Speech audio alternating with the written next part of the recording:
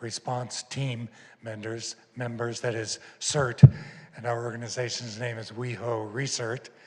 And I just want to bring to your attention, if you're not already aware, that as the city usually has over the years, it has worked with the County Fire Department to host a basic set of sessions of basic training for CERT readiness. And the first of those sessions is this Friday. And I think the class size is about 25 or so. And in those courses, which I've taken a few times myself, one learns how to be prepared for emergencies and how to assist in a variety of ways to protect yourself, your family, and your neighbors during the period in a major emergency when the emergency services are overwhelmed. Because I think the city of West Hollywood at any one time has about like 19 firefighters at the 2 stations, and that's to cover a city of 35,000 people. So if there's a major earthquake or other major emergencies, you're on your own for the most part. And that's what this CERT training helps to prepare people for.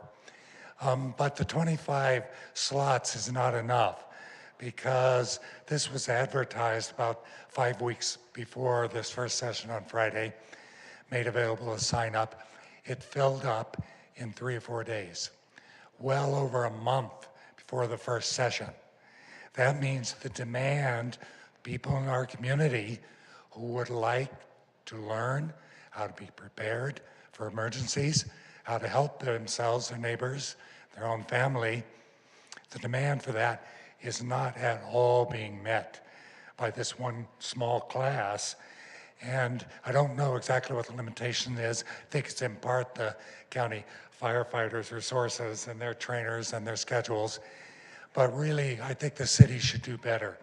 And they should, if there's a limitation on the number of trainers and other resources necessary to host these classes, they should work with other organizations that have trainers and also the county fire department to locate other trainers to hold other classes throughout the year so that the full demand from individuals in our community can be met. Thank you.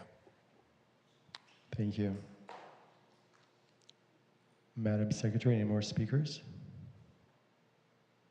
There are no other speakers on this item. Moving on, item 8B is from the Block by Block Security Ambassadors, who will provide a report on activity for August.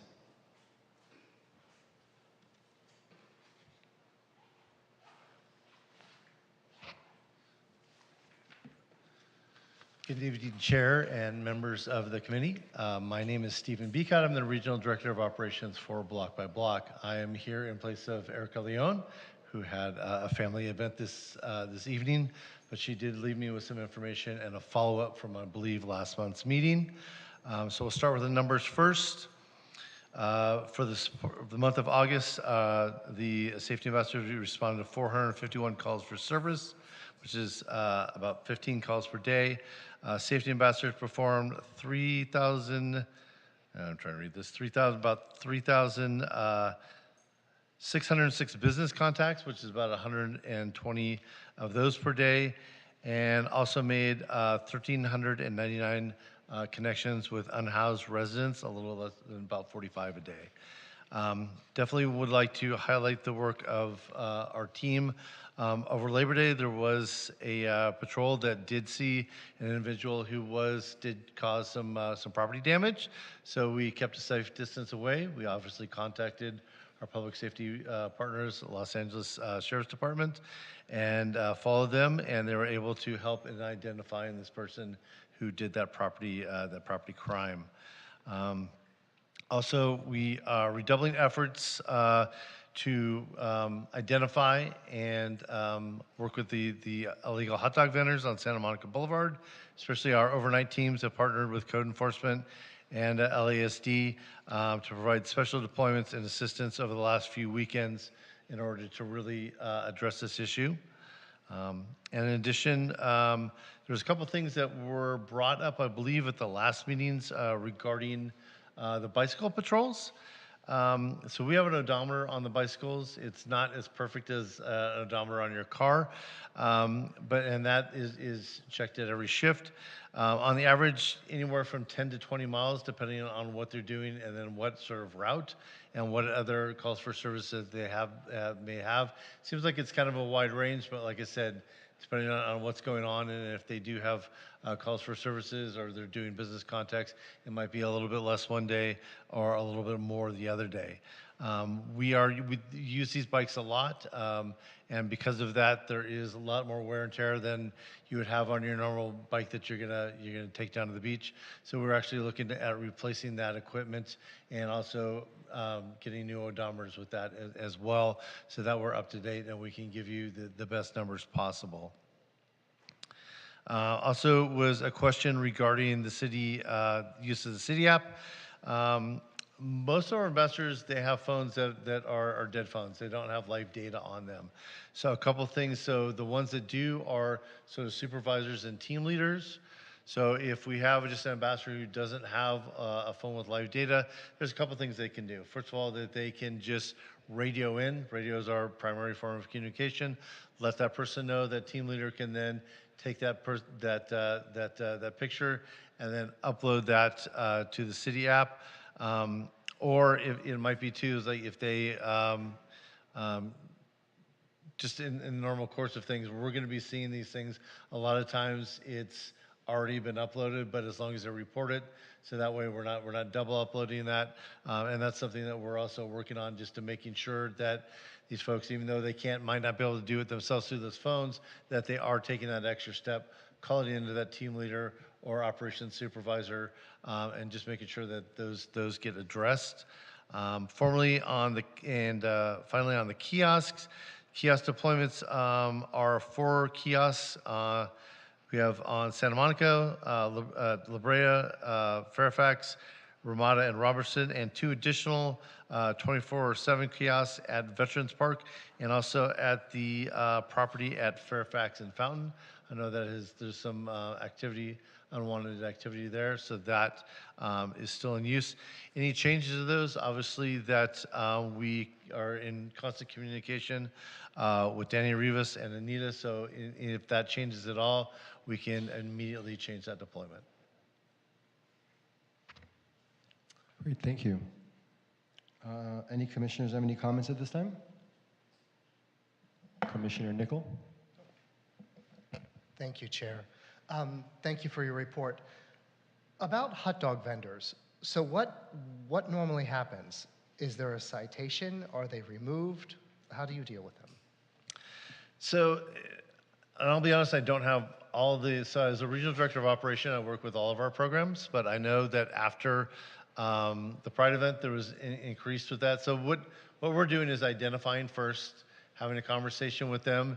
Just wanted to let you know that where you are, it is not legal to sell hot dogs in the city of West Hollywood. Also, overnight, there is code enforcement. That's really where the teeth is.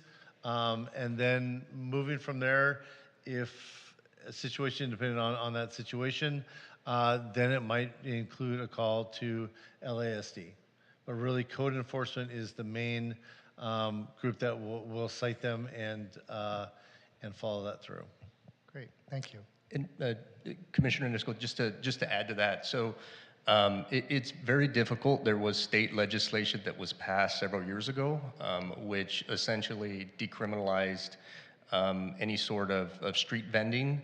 And so in the years past, code enforcement staff, not just here in West Hollywood, but throughout the state of California, would issue notices to appear in court to address this type of issue. So that is no longer capable now as a result of state law. And so what staff does do now is, of course, attempts to make contact, but in almost all instances, the minute a street vendor sees a city staff member in uniform, a code enforcement officer specifically, they will start to either run away or push their cart very quickly. Staff is not expected in any way, shape, or form to engage or chase a street vendor, but of course that becomes a little bit of a back and forth from that perspective. And so code enforcement officers have been working with block by block. Security ambassadors have also been working with our entertainment policing team deputies out and about the last few weekends, and they'll continue to do so leading up to Halloween. As we know and we expect, right, that there'll be a higher volume of street vending. You know, we're obviously surrounded by the city of Los Angeles on three sides as well. And essentially in the city of Los Angeles, there is no enforcement as it relates to street vending, and so it makes it extremely difficult, even more so because the street vendors that are maybe accustomed to doing business in the city of LA just now move into West Hollywood to do business. And so code enforcement officers are trying to do the best that they can, and so right now we do have folks that we've added on overtime to try to help out these efforts, which is not affecting regular operations as we get a number of calls for service that our code enforcement officers respond to, right, that are not obviously capable of being there 24/7 trying to manage this situation. So if there is a street vendor that does not try to evade, then of course that will give the capability for that code enforcement officer to try to retrieve some form of identification. Having the deputies present is so important because in many instances, almost all instances, street vendors will communicate that they do not have identification on them. And because it is no longer a misdemeanor offense, then that doesn't provide sheriff's deputies the ability to take somebody into the station. So you can kind of see the difficulty and the obstacles. And again, this isn't something new that the city of West Hollywood's dealing with, but if we are able to acquire that identification, then a code enforcement officer can issue an administrative citation. That's a civil fine, and that civil fine is established by state law, and it also affords folks on the receiving end of that citation the ability to appeal. It's limited to a very certain amount. It's extremely low in terms of the fine amount, but that's a part of state legislation. And so if somebody doesn't want to pay for that citation and it goes through the recovery process and they're not concerned about that affecting their credit, then you know, essentially that's the extent of any sort of consequence for doing that. So we understand the frustration and the concerns that have been brought forth by businesses and even some folks that have gone the path of doing the right thing in terms of coming to the city, because we do offer a street vending business license. But for those folks that, you know, do not, and they come into the city and they come in volumes, it's quite difficult to try to address that. But again, it's not unusual. All cities are dealing with it, but there's state law, unfortunately, that makes that determination for us at this point. So, Thank you. sure. Commissioner Hallman? Thank you, Chair. You mentioned the kiosks, and the one on the east side is Santa Monica and La Brea. I worked really hard to get that one installed, and it was one of the first ones outside of Plummer Park.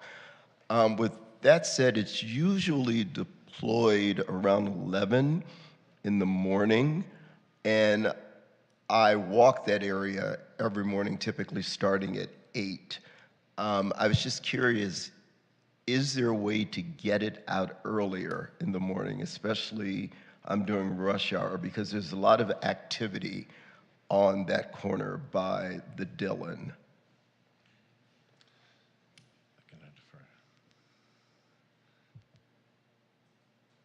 And Commissioner Hallman, you're referring to the one that's on La Brea?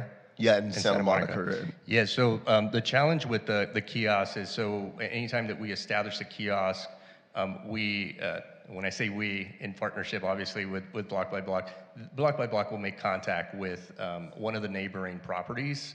And so they'll typically store the kiosk there, right? And then they'll have the assigned ambassador ride their bicycle or do a foot patrol out to that kiosk and then pull that kiosk out. And so it is a matter of just coordinating that, but all of our kiosks right now, other than the 2 locations that are at the park, at Plummer Park and West Hollywood Park, All of those begin at 11 a.m. and then they conclude at 7 p.m.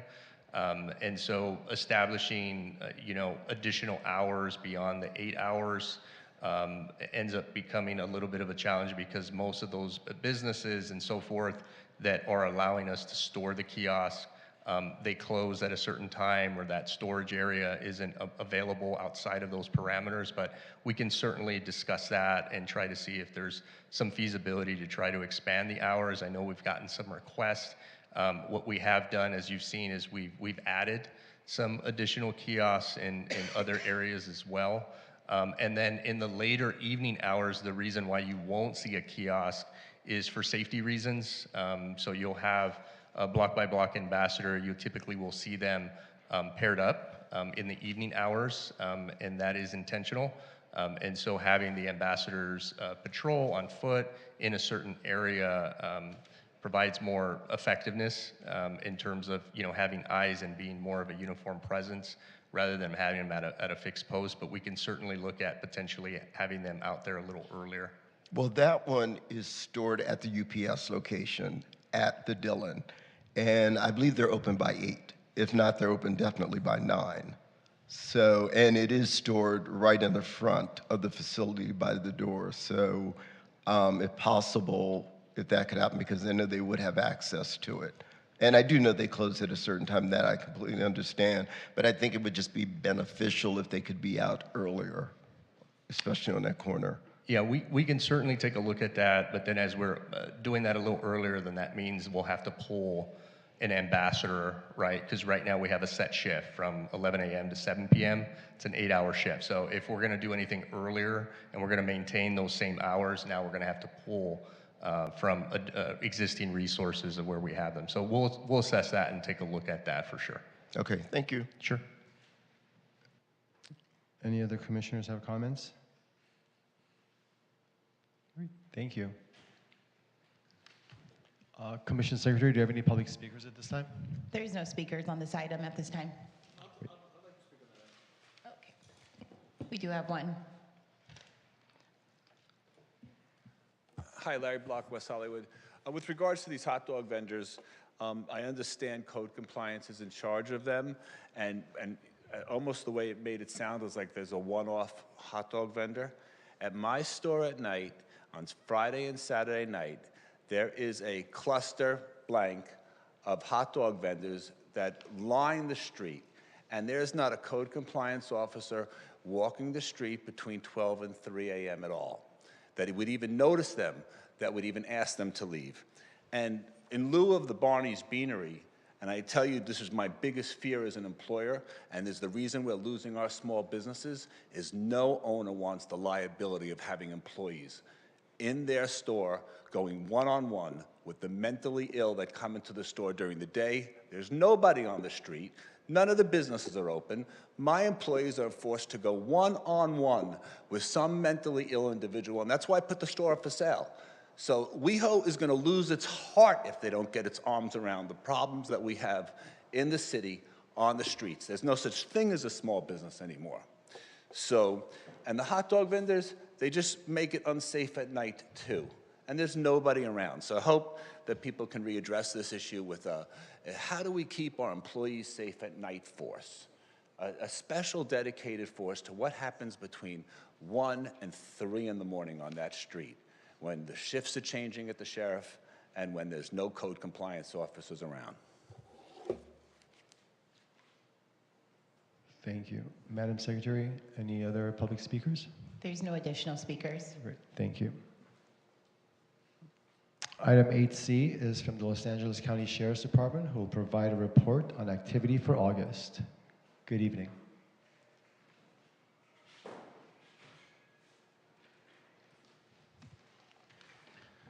Good evening, Commission. Sheriff Ramian. Okay, so for our information for the month of August, West Hollywood Station personnel handled a total of 1,846 calls for service, 73 of these being an emergency response. Our deputies made 51 felony arrests and 80 misdemeanor arrests. West Hollywood Station Part 1 crimes for the month of August, we had 185 incidents. Broken down by district, West accounted for 57%, 104. City Center was 19%, 34, and East was 24% and 45 incidents. There were 41 reported pickpocketing incidents in the Rainbow District at various businesses. For August, we had 64 sorts reports that were submitted online. With these reports, we would like to remind the public to please keep in mind that not all reports are eligible for online reporting. If the report is submitted and it doesn't qualify, they would need to have to contact the station again and file a report properly. There is information on the website when they are filing the report as to what does qualify and what doesn't. There's some basic criteria on there, and we just would remind people to try to follow that criteria so that they don't waste time with submitting something and then waiting for a response. Our MET team responded to a total of 78 incidents in August. They ranged from calls for service or proactive work that's done by the team. In August, our station volunteers donated 376.5 hours of service, included in such duties as the public counter, patrolling, and special events. Last week, our detectives and our SIT team, which is inclusive of our cops and EPT team, worked with the detectives at our Gateway Center to conduct a retail theft operation. As a result of that operation, several arrests were made. The way they do those operations is they work with the local businesses in that shopping center, where we place undercover deputies and detectives in and around those locations to be as a quick response to thefts that are occurring or that may occur in there. The business owners and the business managers are extremely happy when we do that to try to curb some of that theft that's striking that shopping center. On August 6th, there was a minor traffic incident that occurred on the 7900 block of Santa Monica Boulevard. One of the parties in the incident became physical with the other person. As a result, a male adult fell to the ground, causing injury to his head. Unfortunately, the injury was severe and he passed away as a result. The suspect was arrested at the scene. Sheriff's Homicide Bureau detectives were dispatched to the scene. They presented the case to the district attorney for filing, and a murder charge was filed, and there is an active court case ongoing. On September 14th, there was a major water main break at the intersection of La Cienega and Santa Monica Boulevard. Crews and first responders arrived at the location to assess the situation. The intersection was closed for several hours. We would like to remind the public and the driving community that they need to please try to obey the workers, the first responders, the fire department, everybody who was out there. Our goal is to try to keep people safe and mitigate injury or damage to people's vehicles, things like that. There was a lot of pushback to the people that were on the scene, including the fire department, when they were trying to give advice or try to keep people away from the area. People refused and went right into the scene when we were trying to keep them out. So just a reminder, it's not that we're doing that because we're trying to delay people, it's for safety reasons. On September 14th at approximately 10:30 p.m., there was an assault that occurred at the 8700 block of Santa Monica Boulevard. A valet attendant was attacked and critically injured as a result. The suspect was seen on surveillance cameras during the attack. It is believed the suspect is possibly unhoused. The suspect's description and photo has been distributed on various media outlets. Numerous tips and information has been reported to the station. Our detectives and our deputies follow up on each of those tips and reports, and we make our contacts if possible. To date, the suspect is still outstanding, and detectives are following up on all leads with this case. We would like to remind everybody that on October 13th, the city will host the annual AIDS Walk LA. This is an annual walk that is conducted from West Hollywood Park and traverses Santa Monica Boulevard from La Cienega to Doheny. It'll be in the early morning hours, I believe starting around 6 o'clock will be the first closures, and it goes till about 3 o'clock in the afternoon. For a complete list of times and closures, please see the city website. But again, it's going to be October 13th, which is a Sunday. Next, I would like to introduce somebody who's newly assigned to our station, who's going to be working in a capacity as a social media and public information capacity. She is taking that role to try to help with improving our social media and our contact with the public. as well as the city. She'll be doing, again, social media, public information broadcasts, things like Nixle, and also helping us prepare press releases. So let me introduce Jamie Araki, and she'll just give you a little brief introduction to herself. Hi, everybody. Oh, maybe So not. you gotta be closer to it. Hello, everybody. My name is Jamie Rocky. As Sergeant Duran said, I'm new to the Sheriff's Department and new to the West Hollywood Sheriff Station. I've been here for about 6 months. I got hired in April. I came from the Ventura County Sheriff's Office, where I was a media production specialist and a public information officer there. There I was assigned to administration. I was directly under the sheriff and everybody up in admin. I'm super excited to be at the West Hollywood Sheriff Station. I'm really happy to be not in administration. I like to be more hands on deck and deal with more with the community. As Sergeant Duran said, we're going to be doing more with social media, hopefully to keep the public more informed. For Ciclavia and things like that, we did put out road closures along with the city to try to help have a broader voice. And we're also putting out like avoid the areas, things like he said with the water main break. We did kind of post about that and just let everybody know, trying to help with their commute or things like that. And our goal is to really post more, whether that spotlights our deputies and our department and our agency, but also post and do more community events and a lot more PSA informational type things on how to prevent crimes. And if you have any questions, just let us know. Thank you. Do we have any commissioners with any comments at this time? I do, Chair. Thank you. Thank you for your report. And Jamie, I just want to say welcome. We've been eagerly awaiting your arrival, and we're so excited for you to join. I myself even saw the avoid the area for the water main break on La Cienega, and that helped me avoid the area. So that's one point. I do have a question that I think falls into the sheriff deputy's purview, but I could be a little bit wrong. So Director Rivas, please help me out if we need to talk elsewhere. But I have a general question. With the city of West Hollywood, we have an anti-camping ordinance in effect, as I understand. And then recently, a month or so ago, there was that US Supreme Court case that passed about penalizing the unhoused. And then there's been additional pressure from the governor on cities within the state of California to take action. Here in the city of West Hollywood, how is that going to affect kind of our operations and our interactions with the unhoused?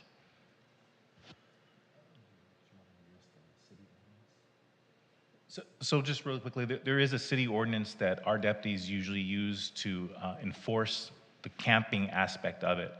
Mm-hmm. To this point, there hasn't been any change, and there hasn't been any direction for us to change with enforcing it. Okay.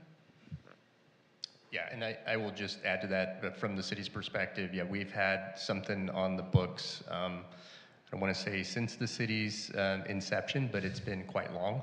Right. Since we've had it in place. But to Sergeant Duran's point, in terms of kind of maintaining the status quo, in terms of offering services, making contact, using all of the resources that we have available to us, that is going to maintain. And so we'll just continue that same approach. I do know that Sheriff Luna also had a discussion with the Los Angeles County Board of Supervisors on this very topic, as well as it was agendized a few weeks ago. And so that was also communicated just as a department as a whole of what he conveyed to the LA County Board of Supervisors. And so we plan on maintaining the same approach as we have. Got it. Okay. Thank you. Sure. Commissioner Nickel? Thank you. Thank you, Sergeant Duran, for your report. Ms. Araki, it's good to see you again. I think that we met during National Night Out. I did just want to ask about the attack on the 15th. Were there other victims? It wasn't just the valet that was attacked, is that correct? Yes, so we've been looking into that. It sounds like there were other victims of this person. They may not have been reported at the time. Some of this might have come after the fact, after they realized what happened at Barney's. But I do believe there are two other people that we're in contact with that are potential victims. So did those attacks happen the same night, or were they spread out over? In the same night, within close to the same time frame. And I know that you're still trying to identify the suspect, but there was no robbery or anything. The motivation was just. Yeah, so at this time, it would be kind of bad for us to speculate the motive, but there was no robbery. Okay, all right. And then Gateway, you brought that up. That's very interesting that you did that operation. So what did it find? Because we often talk about people coming from other places, specifically as gangs and coordinating to rob people or to, was this just individuals, or was it coordinated, the people that you arrested in this operation? So the arrests that they made were individuals. We haven't had that mob type of theft go on at our businesses there at the Gateway, but individual thefts have been causing a great deal of problems at that Gateway Center. Certain businesses over there especially have been hit very, very hard. Repeat offenders essentially going back, basically not caring that they get arrested, whatnot. So the Sheriff's Department has developed or put together a team with our Major Crimes Bureau that are a retail theft task force. And they work in communication with our station level detectives to put together operations just like we did this last week. I believe this is our second or third, I don't remember, operation like this, basically, where we go out and saturate the shopping center again with undercover deputies and detectives that are out there to have a quick response and to get people in custody and arrested right away and recover that stolen merchandise. Great. I'm sure the shop owners are pleased that you do that. Thank you. Yes. Commissioner Freiberg. Hello, good evening. Thank you for your report. And Jamie, we're so excited you're here. We've been waiting a very long time, so welcome. This is much needed on social media and public information. Just a couple follow-up questions. Has the U.S. Post Office, is there any update on the mail theft in the apartment buildings? I don't have any update right now. After my report here, we're going to have a brief presentation from our detective supervisor. Maybe he can provide a little bit of insight as to what goes on with the communication with the post office, but as of right now, I haven't heard any updates with the Postal Service, but mail room thefts are still occurring. Okay. Also, in regards to the Barney's Beanery incident, do detectives work with, let's say, WeHo Cares or Healthcare in Action? These are street teams that actually go around to unhoused individuals who might, recognize this person. Is that something that the first thing you would do, or? Yeah, 100%. Our cops team, that was one of the first things that they did is reached out to those teams that are on the streets making contact with our unhoused community, sharing those pictures to see if maybe they have contact with them or recognize them. There are some leads that have been given to us and that we are working on. But yeah, that was one of the first things that they did. And offhand, nobody really seems to know who this person is right now. Okay. And another thing, a resident had asked me about this, and I didn't know that something had changed, but when there's someone playing loud music, let's say after 10 p.m., I didn't know that code enforcement was in charge of this now. When was this change? That's kind of been a long-standing thing here in West Hollywood. I'll let Director Rivas address that. Yeah, that has taken place, I'd say, over 4 years now. It primarily occurred during the pandemic. And so, we started receiving more noise-related calls in residential areas because, of course, everyone was home. And so code enforcement staff was assisting and still is in terms of being the initial folks that will go out and respond, and then they will assess the situation.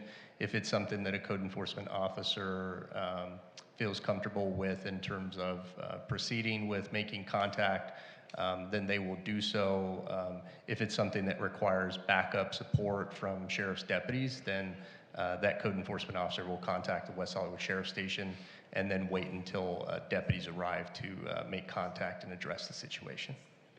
Okay, thank you very much. Sure. Any other commissioners have comments? I have one or two things I would like to say. Sergeant Duran, thank you for putting the Met team stats on the report that you're starting to provide to us. I really appreciate that. It really helps us get a grasp of the number of people that are being talked to who need some mental health support.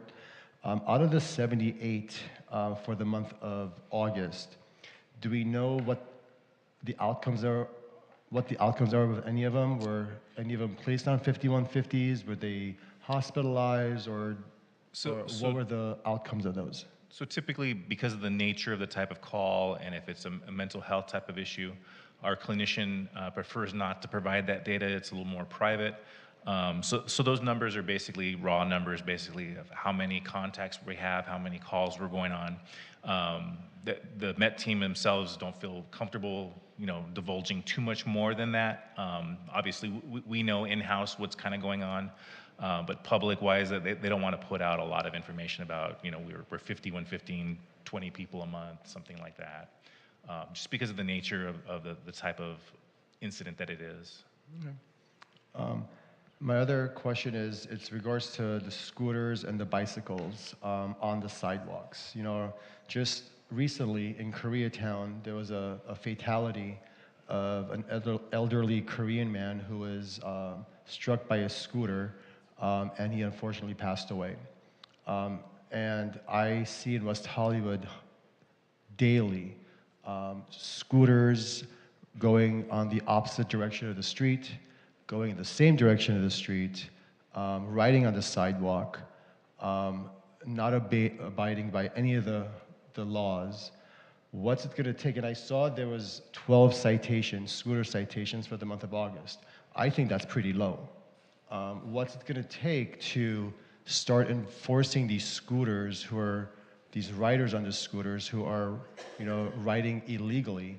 Along Santa Monica Boulevard, there's multiple signs that says no bicycle riding on the sidewalk. I've seen multiple times, patrol cars just drive by and there's a scooter driving by also. What has to be done? Do we have to have multiple deaths in West Hollywood for something to happen in regards to scooter enforcement? We've ramped up our scooter enforcement based on the public's outcry for it. So we have been ramping it up. One of the toughest parts for us to enforce scooters is basically their mobility. I mean, how quickly they can traverse the city and go around sidewalks and whatnot when we have our deputies in cars. Our motor units, our motorcycle units have been the most effective doing that. And I think most of those 12 citations were done by our motor units. So we try to devote some time, whether it's on a special day or a special operation where they are all solely doing scooter enforcement.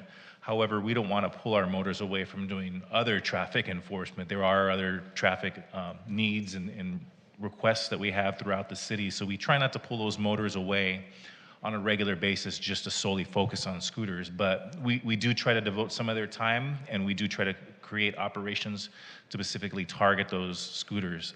But again, it's just one of those tough things where in traffic, stop and go on a 3 o'clock in the afternoon on Santa Monica Boulevard, a vehicle, a deputy sitting in a patrol car, they're stuck in traffic, and that scooter will be blocks away before they could even attempt to catch up maybe. Thank you. It just becomes very frustrating because we see it every day, and I know our sheriffs also see it. I just don't know what can be done to prevent any incidents like what happened in Koreatown or in any of our neighboring cities happening here in West Hollywood, because I've almost got run over by a scooter a week or two ago, and they really don't care. I feel like these are people who come into the city who don't live in the city, who are just joyriding, for lack of a better term. So hopefully, we will be able to come up with a solution to help prevent any scooter accidents or whatnot. So I appreciate it. Thank you. Yeah, it's definitely on our radar, and it's definitely something that we're working on to try to improve the situation. I appreciate it. Thank you, Sergeant. Any other commissioners have comments? Commissioner Hallman. Why, Thank you, Chair. Sorry. I was coming to your defense. I do second that. Again, walking every morning, as we have motorists that are going to work on our streets, we also have scooter cyclists that are going to work. And they are flying down the sidewalks at a rapid and intense pace in the morning. They don't seem to yield or slow down when they get to corners. They're going this way. Someone could be walking this way. The next thing you know, it's a disaster. They fly down La Brea, and they assume that they have the right of way. We need to get out of their way.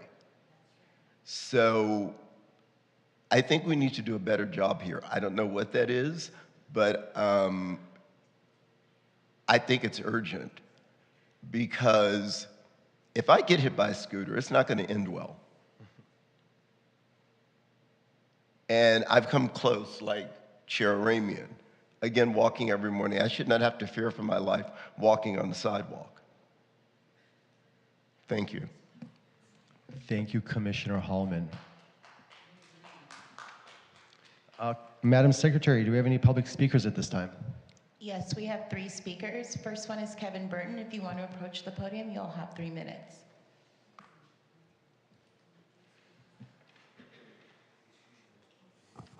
Kevin Burton, West Hollywood resident. The first thing I wanted to comment on was to thank the Sheriff's Department for their very thorough report of crimes, which compared to a few years ago is much larger than it used to be. Because in addition to reports of vehicle collisions with bicycles and pedestrians, which they've been providing for over 10 years at the request of the West Hollywood Bicycle Coalition, they're now reporting citations of scooters, other moving citations, pickpockets, DUIs, and I heard of another new category as well. And so I just want to indicate my appreciation for the willingness to step up in response to requests from the community and from this commission for more information. And I would be willing to make a bet that they're probably providing more information to the community, to West Hollywood, than any other sheriff's station in the county. And we also welcome the station stepping up its social media and other day-to-day information between the monthly reports to the Public Safety Commission. And as a bicyclist, I'm also very appreciative that the reports are once again including details of the collisions between pedestrians and vehicles and bicycles and pedestrians, which had dropped off for a period of time, I think, due to issues with resources. But those have reappeared the last couple of months, and that's much appreciated. Thank you. I just wanted to also comment on Commissioner Ramian's and Hallman's comments on the scooters on the sidewalk going at high speed and startling pedestrians. I'm one of those pedestrians who's been startled several times, highly irritating, and I am very much against scooterists doing this. I wouldn't call them scooter cyclists. Scooterists, I think, is more to the point. And I was just wanting to pick up on the comment of mobility and deputies in cars not being able to follow people on scooters, which I appreciate the difficulty. And I would suggest you consider having fewer deputies in squad cars and more on electric bikes. I think your electric bikes, your bikes at the station nowadays are electric, and those can easily maneuver and catch up people on scooters. And also it provides additional, I think, opportunities for communicating with members of the public if they're on bikes. Thank you. Thank you. Next, we have Mikey Friedman. If you want to approach the podium, you have 3 minutes. I know I'm not supposed to bring anything up to the podium, but I didn't have much of a choice. This is Stormy. This is my Stormy. She's kind of like a block-by-block ambassador. Oh, I'm Mikey Friedman, West Hollywood, by the way, in that she's not armed, except for her teeth, and she does let me know, I'm the sheriff, when something bad is happening. The reason I'm here, and you probably took most of my words, both of you, and I want to thank you, Chair Ramian and Commissioner Hallman. There was a terribly tragic accident in Koreatown, and it could have been here. Last December, we had a lady who was also hit by a scooter rider who ran away, didn't stick around to give his name or any of his contact information. She lived, but she's now brain damaged for the rest of her life. There aren't a lot of these that are reported, but there's a lot more of these that happen than we know about. Stormy, come here, baby. I was having dinner the other night at Genghis Cohen with a friend, and our lovely waitress, Lexi, told me that she has two friends, both scooter riders, who were badly injured in accidents while they were riding on the sidewalk. It's never ending anymore. And I could say a lot, and I could blah, blah, blah, but basically why I'm here is to ask you to please, and I've been asking for this for a long time, to please consider asking our council to suspend the scooter program until the infrastructure is improved. It's dangerous. I started this whole thing over 2 years ago, not so much because I had a fight with Seppi Shine, but because I was crossing Sunset and there was a man on a scooter toting a dog, and he said, "Get the F out of my way." And that pissed me off so badly, I said, I'm not going to accept that. So thank you for listening, and please consider it, because it would make us all a lot safer. Thank you.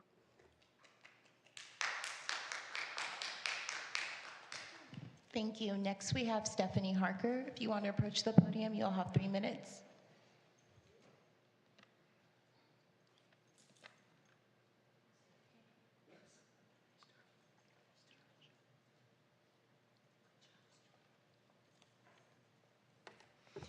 Good evening, Stephanie Harker, City of West Hollywood. Welcome, Jamie. We can always use more. And in fact, I would like to see more deputies overall in the City of West Hollywood so that we could come up to the 88 officers, which would normally be required for a city our size. Take the burden off of the 60 some odd we have, and response time could be faster, and well, you know all the benefits of having more. I understand there's a hiring problem, that you don't have enough people, but you know, we really need to work on increasing the number of deputies. You know, recently on social media, there's been a cry for getting all of us to get back to basics. That's now been discussed, is now being discussed as, or being called, fake nostalgia. Well, if getting back to basics, I guess then I'm nostalgic myself. I'm nostalgic for being able to go out to dinner without fearing being attacked by a person with an automatic rifle after I've had dinner. I'm nostalgic for sitting on Melrose Avenue at lunch and having a gun not pointed in my face while they take my watch. I'm nostalgic for many things like that. I'm nostalgic for being able to take a walk at night without fear of being attacked. And I'm nostalgic for coming out in the morning and not finding my catalytic converter gone. So I just feel that overall, I know the Sheriff's Department is doing the best they can, and we thank you for your service, but we really need to do something about it. And if you want to know how to stop the scooters, Mikey's right. Let's get rid of them, or perhaps the sheriffs could get on a scooter and chase them. But also, I have concerns about the volunteers. We have seen a volunteer be block by block volunteer, or if they're not volunteers, sorry. block by block ambassadors have no protection. And I think there was some talk about at least arming them with pepper spray. We have on camera, as you all know, you probably saw it, a block by block ambassador being attacked by 2 citizens, I believe whacked over the head with his own flashlight. So they have no protection at all, and I think they need it, and I think the volunteers of the Sheriff's Department also, some of their equipment's out of date. So if we could have all of those things from the city, that would be great. Thank you. Thank you. And our final speaker is Nick Roybal. If you want to approach the podium, you'll have 3 minutes. Evening, commissioners. I have a question, Sergeant Duran. So yesterday at the candidate forum that Colami hosted, Mayor John Erickson said that the only reason you were there was because the mayor had death threats against him. And is that accurate? Is that true? And if that's true, is that something the public should be aware of, that our resources are being used in that way? You cannot speak directly to the sheriffs. You need to direct your questions and comments to the commission. So, commissioners, Mayor Erickson said yesterday that he was facing death threats, so that's why there were 4 sheriff cars outside of the temple. And then Commissioner Corcoran, they got in an argument, a heated exchange, because he said, no, that's not true. So my question for each of you is, why were our resources yesterday being used in that way? There were 4 cars outside when I left the temple. I'm sure they could have been used in other areas, you know, at Plummer Park and West Hollywood Park, Kings Road, on Sunset, chasing scooters on sidewalks. So I just want clarification about that, commissioners. If anyone, you're John Erickson's commissioner, do you know? Second, is there a way, commissioners, that we can figure out how to cite the robots? Because I was eating at WeHo Bistro right on, you know, La Cienega and Fountain. And the sidewalk's really narrow, and I watched a lot of people, if they were crossing from the 7-Eleven, crossing the street, having to walk in the street to go around the robots. So what are we gonna do when somebody gets hit by a car because they're moving around? Like, how are we dealing with that? Do we have a contingency plan? Do we know, commissioners? Have we brought it up? Have we talked about it? Can we bring the companies back to have that conversation? What else did I want to bring up? Oh, the library. I was at the library today, and I know it's a county library, so I think there's different jurisdictions involved, commissioners.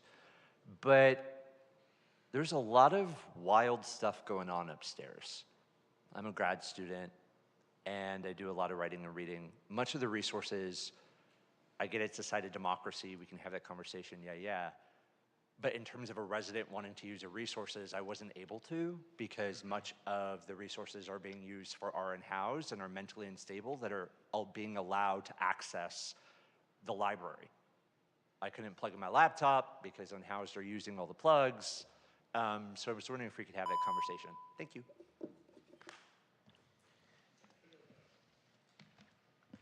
That is all the speakers on this item. Great. Thank you, Madam Secretary. Thank you. Jamie, welcome again. We look forward to working with you. So we have a brief presentation from our detective supervisor just to kind of go over the basic overview of our detectives at the station.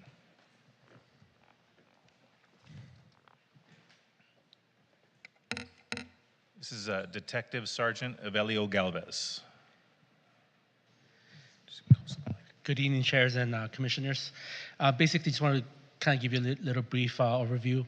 So when we get calls, the deputies respond to a call for service, or somebody comes to the counter and a police report is taken. The police report gets, the deputy writes a police report, it gets processed through the secretaries, and then eventually goes to Detective Bureau. Detective, myself, or one of my partner, we have another partner, Sergeant, with detective bureaus, we review the reports and we assign them. We assign them to the detectives. There's different types of reports. There's your criminal reports, your in custody reports that have a priority because somebody's in jail and they have to be taken care of right away due to the time constraints. There's also your non-criminal reports, your property reports, your crimes against person reports.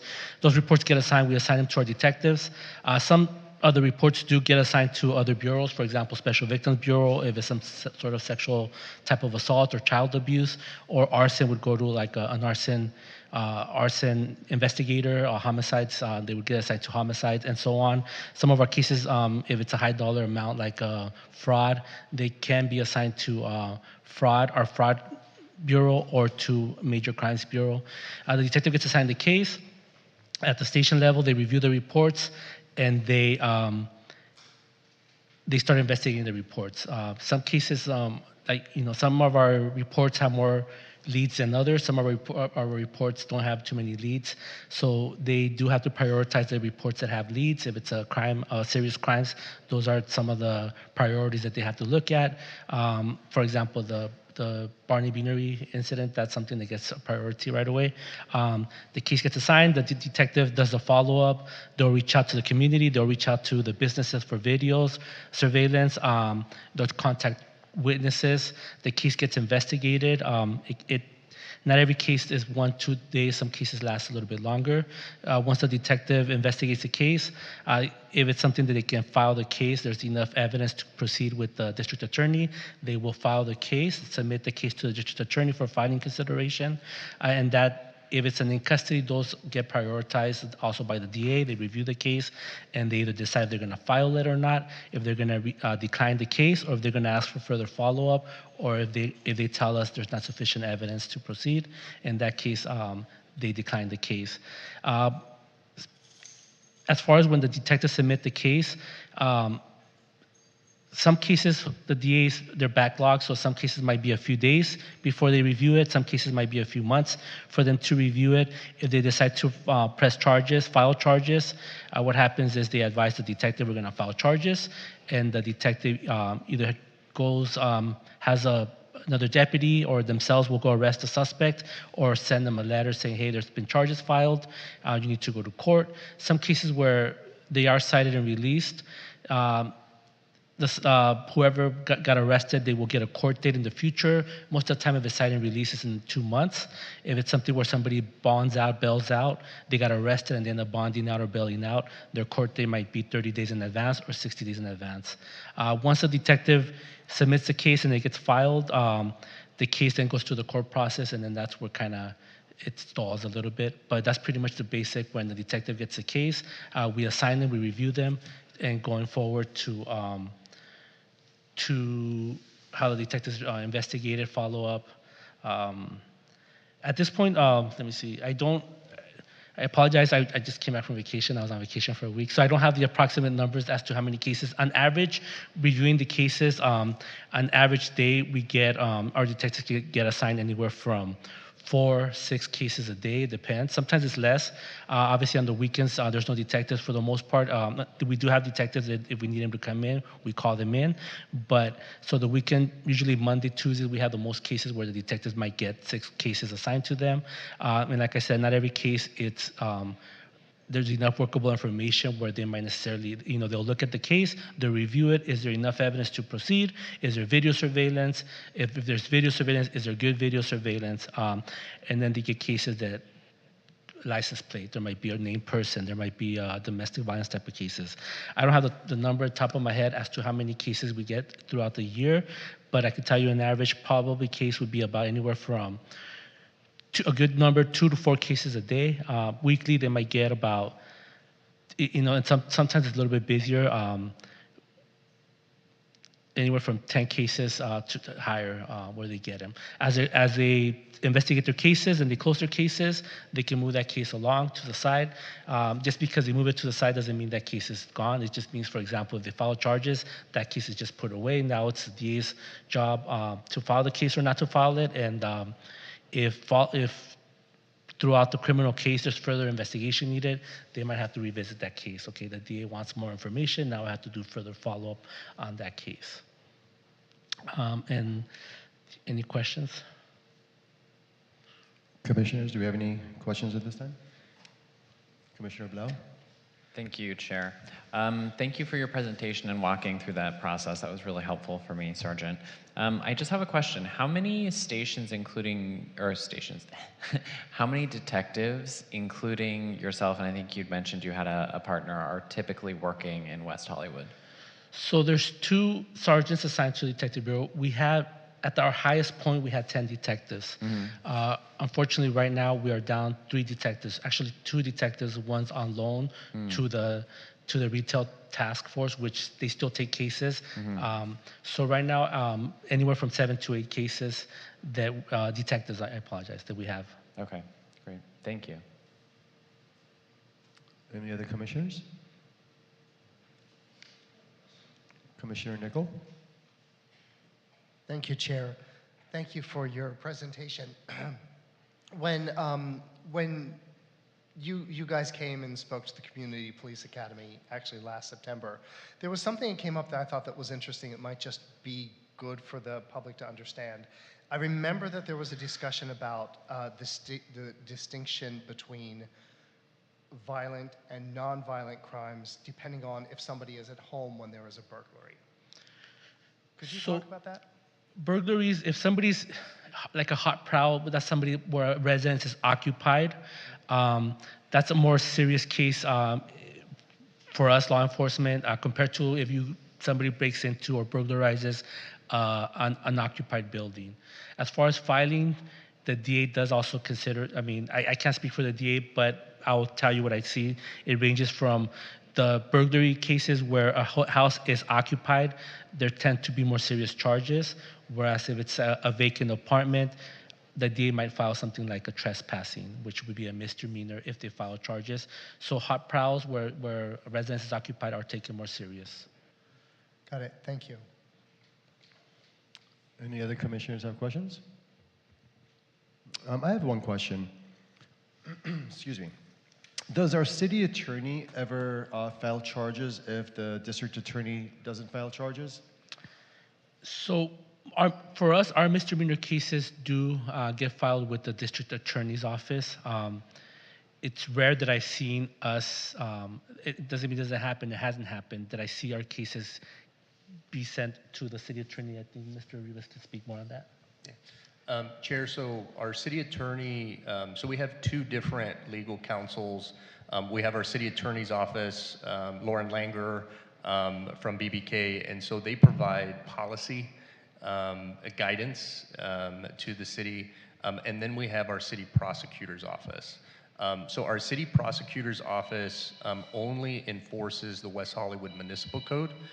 Anything that's penal code related, which is what our Los Angeles County Sheriff's Department deputies file cases on primarily, that all goes through the district attorney's office. And so the city prosecutor or our city attorney's office, not just for West Hollywood, but again, just for other cities, they do not file that unless it's something that's more of like a charter city, like the city of LA, and so forth, right, that have kind of more of a dedicated department with that purview, but our city is not set up that way, and most of the cities throughout the state of California are not as well.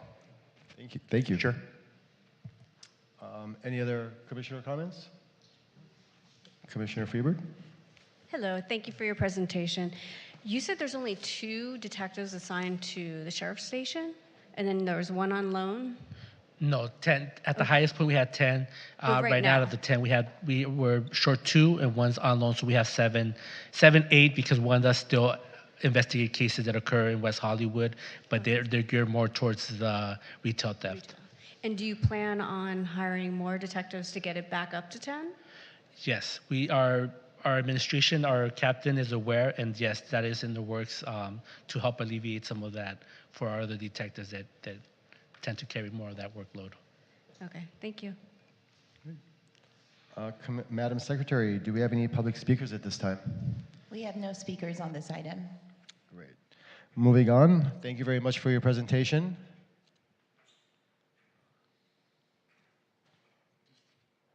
Item 9 on the agenda for tonight is items from staff.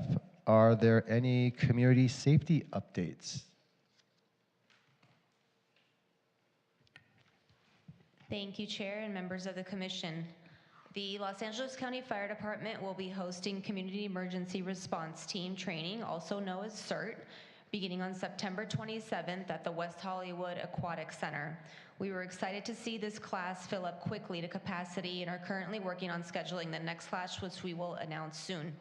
We will also be offering Russian and Spanish translation for CERT attendees and future classes. We are coordinating a CERT alumni meeting to keep those who have received the training in past years connected and updated. There will be more information to follow soon. The City of West Hollywood, in partnership with American Red Cross, will be hosting a free CPR, first aid, and AED certified training at the West Hollywood Aquatic Center on October 5th.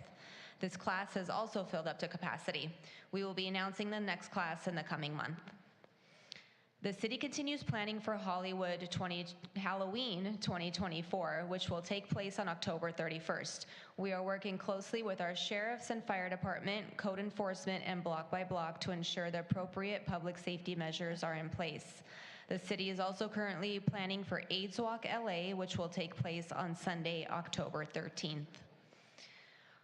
On October 12th, Community Safety City staff, along with the Los Angeles County Sheriff's Department, Los Angeles County Fire Department, and Block by Block will present to the West Hollywood Civic Leadership Academy. This group is comprised of community members wanting to learn more about and getting involved in city government. The presentation will also include a tour to the West Hollywood Sheriff Station and Fire Station 7. As an update to SB 1421, the Right to Know Act, by the end of this week, we will have a one-page informational sheet updated and added to our city website, and beginning next month, it will be added to the back of the sheriff's report. It will provide information and link to SB 1421 data, and will also provide a link for members of the public to submit commendations or complaints to the Sheriff's Department. On July 15th, 2024, the City Council approved the use of public safety technology to support community safety efforts in West Hollywood. This included a one-year pilot program for the drone as first responder, fixed real-time cameras, and a real-time watch center. An update regarding the public outreach plan that will be implemented for public safety technology in West Hollywood will be on the October 7th City Council meeting agenda. This concludes the updates from the Public Safety Division. Thank you. Thank you. Item 10 on our agenda is our public comments. Madam Secretary, do you have any speakers at this time in the chambers? Yes, we have 3. First one is Mikey Friedman. If you want to approach the podium, you'll have 3 minutes.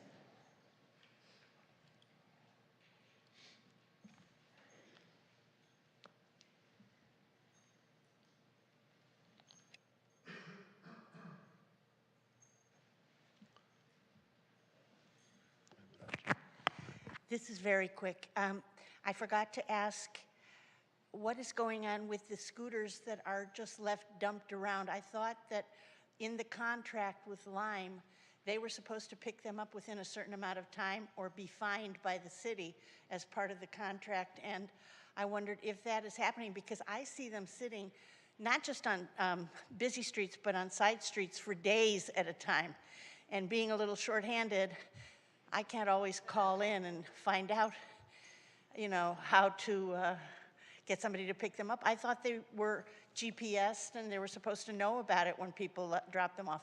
The other thing I wanted to say was regarding this Korean fatality, the tragedy, it was very clear in the video that these 2 people were both riding Lime rental scooters, and I wondered if that would make it any easier for the police to track them and catch them so that they could face justice. Anyway, thank you. Thank you for listening. Come on. Thank you, Mikey. Next, we have Kathy Blavis. If you want to approach the podium, you'll have 3 minutes.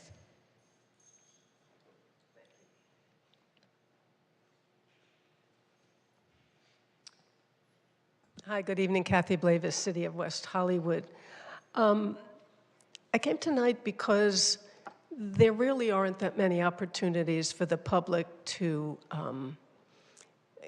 give their opinion about something or make a statement. And I'm here specifically to kind of set the record straight, if you will, with regard to some accusations made with regard to people in the community frightening other people in the community, telling lies and misinformation with regard to the upcoming reconfiguration of Fountain Avenue and Gardner and Vista in terms of bike lanes and loss of parking.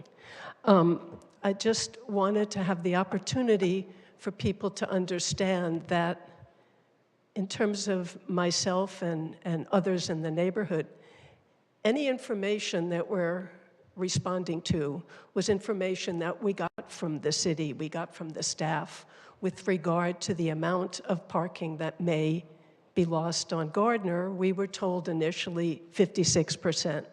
Now that figure may or may not be accurate at this point, but since there's really no plan, well, there is a plan, but there is no plan, and nothing has been corrected in terms of just how many parking spaces because it's a work in progress. We can only give the community information that we were told. So nobody is intentionally telling lies or misinformation. Nobody's intentionally trying to scare people. If people hear that there is a possibility of loss of parking, what they do with that information, if it frightens them, if it doesn't bother them, that's on them. Nothing is intentionally being put out to people to scare them or to misinform them. So I'm taking this opportunity to mention that to this commission and also to anyone who might be watching. With regard to public safety and the scooters, I'm very much in agreement that this scooter and robot situation really needs a second look, a third look, a fourth look, wherever we're at.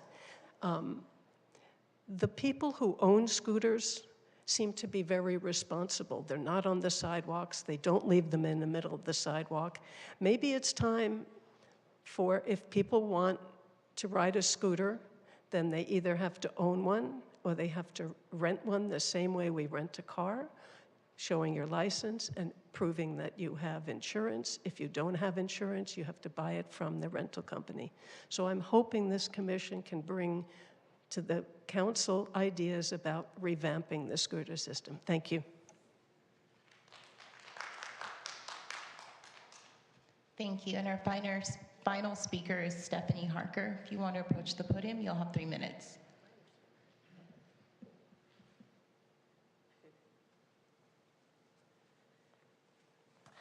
Good evening again. Stephanie Harker, City of West Hollywood.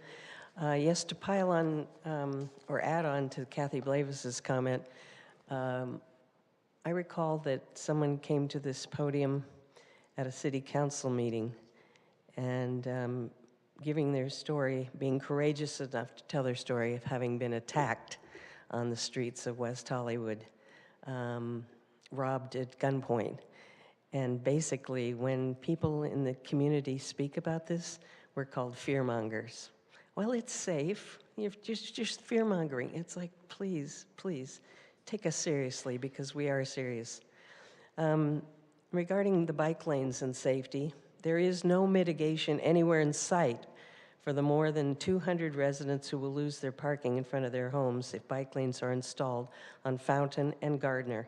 To date, it has only been suggested that those residents could park in Plummer Park and then move their car by 6 a.m. from wherever the citizens would be forced to walk home, especially after dark. It is not safe. It used to be, not anymore. And the other issue with bike lanes and safety, because of the configuration, if you've seen the plans, this is mostly on Gardner. The other plans are still, quote, up in the clouds somewhere. It's sidewalk, bike lane, parking lane, 2 lanes of traffic, parking lane, bike lane, sidewalk. The individuals who are walking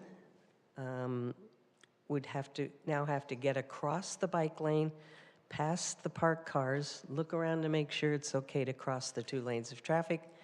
Then you're okay in the parked cars, then you have to look the other way for bikes before you can get to the other side of the street. And with cars pulling out, you now have to leave your tail end of your auto, pulling out of their driveways, you leave your tail end of your auto in the bike lane while you peek out around the parked cars, which are the protection of the protected bike lanes. So peek around there and either turn right or left. Very dangerous, more dangerous than it has been just across the street, which already is dangerous. And with the robots, the delivery robots, they really need to go. If you need a 2-pound burrito delivered, perhaps you should get up off your couch and go and get it.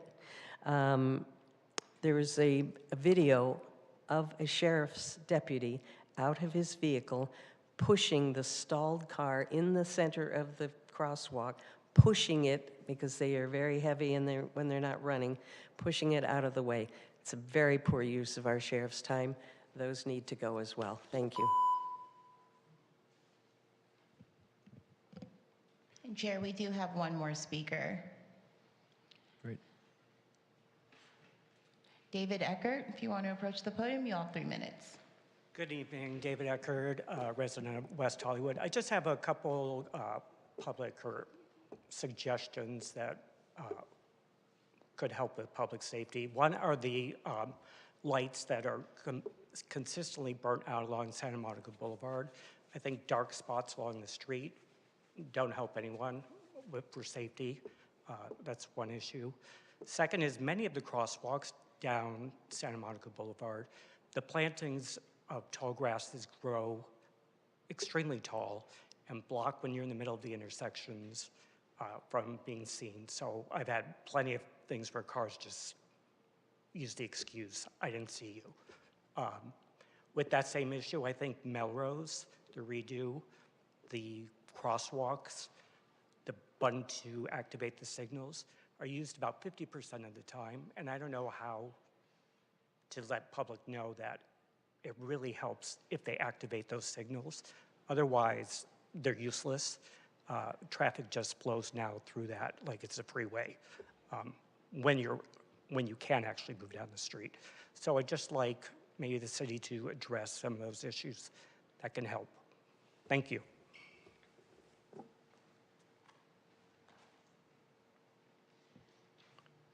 And that is all for the public comments. Do we have any callers in Zoom? There are no Zoom callers. Awesome. All right, moving on. Item 11 on our agenda for this evening are commissioner comments. Do we have any commissioner comments at this time? Commissioner Hallman? Thank you, Chair. First, I want to acknowledge I did go to the candidates forum yesterday at Colamy, and I want to thank Wendy Goldman, who did an amazing job organizing that. And it was quite informative, so thank you very much. Also, I once again will be attending CERT training. I did do it last time, in fact, with Wendy and Commissioner Nickel. You were in the class. It was quite informative, but it's a lot of information. There are a lot of acronyms. With that being said, I think it is important to take, so apparently this class is full, which is great, and the city seems to be looking to reschedule another one, so I highly recommend that everyone take it. And I've ordered so many extra things for my CERT backpack that I'm going to need a little wagon to pull it around. Also, I just want to acknowledge Assemblymember Rick Chavez-Zabur. It's not often that a state legislator takes the time to come to a commission meeting. He's very busy, and he's been very busy over the 2 years doing some amazing things on our behalf. So I want to thank him. I think it was a great privilege for us that he did take the time to come in and speak with us. And that's it for me, Chair. Great, thank you. Any other commissioners have any comments for that? Commissioner Nickel or Freeman? Commissioner Nickel. Great, thank you, Chair.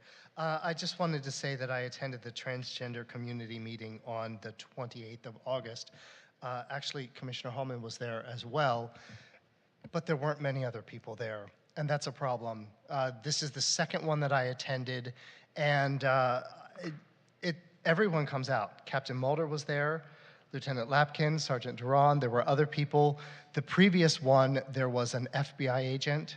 There was the head of, there was somebody from the Department of Justice, the head of hate crimes for LA County. So I really urge people, they're holding out a hand. Please come. They want to help. They want to engage. And if you have problems and you want to see things change, come to the next one, because I know that they hold them quarterly. So thank you. Commissioner Freeberg? I just had a quick question for staff. I know it was mentioned in July that we were going to have an agenda item for community safety officers, and that would be after, I believe, City Council was going to see them. Is that something that's on the agenda coming up soon, anytime? The community safety officer analysis is still something that staff's working on. We do plan on bringing that to City Council, hopefully, tentatively within the next 60 days for review. But then at that point, we'll be sure to share that information with the Public Safety Commission. So it's still in the works right now. Okay, thank you. Sure. Any other commissioners have comments? I just want to say one or two things. I also want to thank Rick Chavez for coming out and giving us an update. It's always good to see him, and I do appreciate him coming here and give us an update. I also want to welcome Jamie to our Sheriff's Department here in West Hollywood, in charge of our social media. I look forward to seeing some beautiful pictures on Instagram, Facebook, and I think we need more information going out to the community from the Sheriff's Department, so I do look forward to that. I want to address Mikey Friedman's concern about scooters that are being abandoned in West Hollywood. I completely understand your concern, Mikey, and just about 2 weeks ago, there was 4 abandoned scooters blocking Santa Monica Boulevard and Larrabee. You know, the city of West Hollywood has an app, and I used it that day, and within 5 minutes, someone from Lime was there. And they removed all those scooters. So I encourage you, if you don't have the City of West Hollywood app, I would download it, and there is a section there for scooters. And I was really surprised on how quickly the information got to Lime, and they had a representative show up and clear up those scooters. So I just wanted to share that with you as well.